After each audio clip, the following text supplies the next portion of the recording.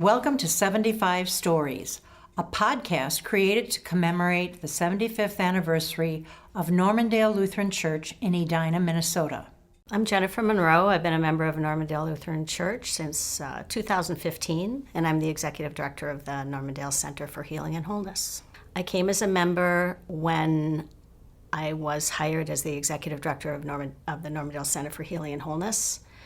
I was going to another Lutheran church, and once I got the job, I realized I needed to immerse myself fully in the community and in order to do the best job I could and represent that mission for the church. So I've been a member and the executive director for 10 years now. I came to be the executive director of the Normandale Center for Healing and Wholeness. I was at a point in my career where a close family member was diagnosed with Alzheimer's and dementia. I had had a career of international public health and public health work and had been in that field, and I grew more and more interested in that experience for people both that suffer from memory loss and the family members that care for them. And I was looking for a different opportunity to work in that field, and I started looking for positions in order to do that.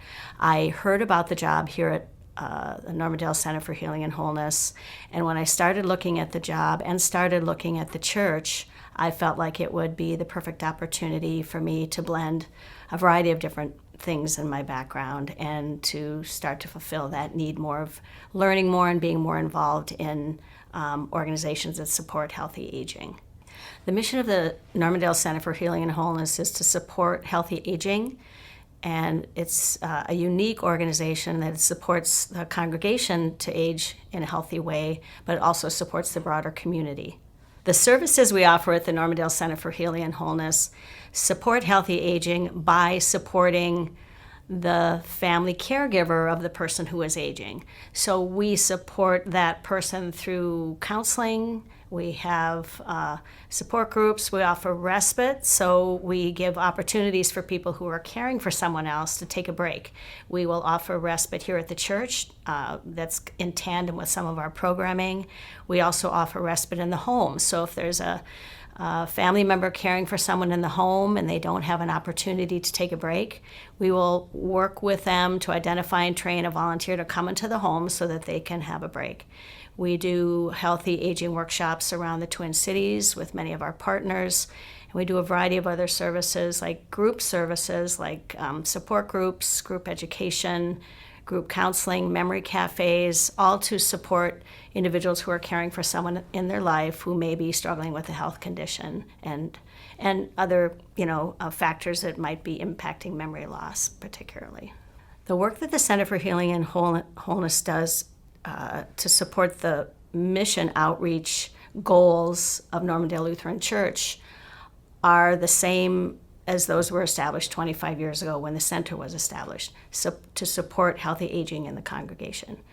Beyond that, the center supports the broader community, and in the broader community, the population is aging, so there are even more people over the age of 65 than when the center was formed 25 years ago. In fact, there are more people over 65 right now in Minnesota than all school-age children combined, and the population is continuing to age.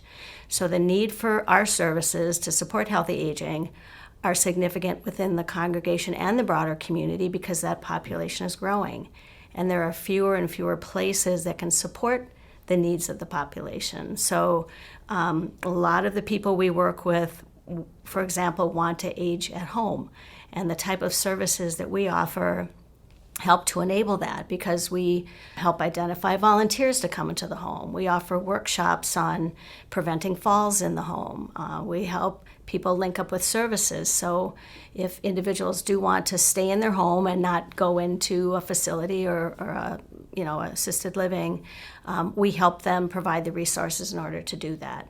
So that has remained consistent, and the volume of people we've served from the congregation and the broader community has just continued to increase over the years. So the need is greater than ever to provide that to people. The center is unique in a couple of ways. One, we are an integrated auxiliary of the church, so we are not a separate nonprofit. We are a supporting organization, so we exist to support that mission of the church to serve seniors in the community. We're also unique in that we don't directly charge for services. We raise most of our revenue from grants and contracts, so we don't pressure people. People are allowed to contribute, and we give opportunities for that, but we don't charge for what we do. And so one of our goals is obviously to provide services to people who may be disconnected from other resources in their community or have financial constraints, and that makes us very unique. There are other services that support seniors, but really there are none that I know of that are integrated auxiliaries of faith-based communities that are exactly like ours, and there are very few that don't charge upfront for services. So we don't turn anybody away for inability to pay. And if we don't provide the service, we refer people to other, organizations that do. So we help connect people with resources, and that's unique. One other thing I wanted to add is what a delight it is to work in this environment. I mean, how many people get to, have the privilege of working with talented staff and committed congregation members on a mission that's so important, but working in an environment like the church here. Today, I just went down to the kitchen to get a cup of coffee, and I could hear Gregory Peterson on the organ. I've heard John Ferguson music. I mean, just the daily environment of just working here in the church, it's always delightful. There's music, there's energy. The kids were going through today with their Halloween costumes. This is not your typical work environment. It's really a fantastic environment to work in. It's just, there are fun things going on every day, and that is just so appreciated and so delightful. It's just, I have not had that experience in my career, and I really treasure that. And as far as accomplishments that the centers have, really over the past 10 years, focus a little bit on what happened this year. This year was 25 years of our incorporation, which allowed us, beyond a mission outreach program of the church, to get funding from external resources. So over those years, we've been able to grow our services and supports, and that's been really impactful. And in what we've been doing this year to celebrate, we had an anniversary event in September, and a specific goal of that was to invite former volunteers, former staff, former pastoral leadership. And I think one of the most gratifying things was reconnecting with all those people that originally developed the idea and launched the center and carried it forward all those years until it came into our hands, and we're just stewards to carry it forward to the next people. But a significant thing was really having that connection with Pastor David Holm, who helped form the center, of just going back to him and being able to honor him at the event, which we did. And I think specifically share with him that since the center was founded, and he and a couple leaders of the church, Gene Siegfried and other folks, came together with this concept, over 10,000 people have been served since that time. And I think that's a testament to his vision, to the congregation's vision to carry forward this mission and support it all these years. And I mean, it's kind of like the little engine that could. We just keep chugging away and serving people. But it shows you that kind of ripple effect of just having an idea and supporting it, carrying it forward, how many lives you can touch. All of those people were provided care and support through the center, and I think that's a significant achievement, both for the church and the congregation and for all those people who supported the center along the way. We are so glad you joined us today here at 75 Stories.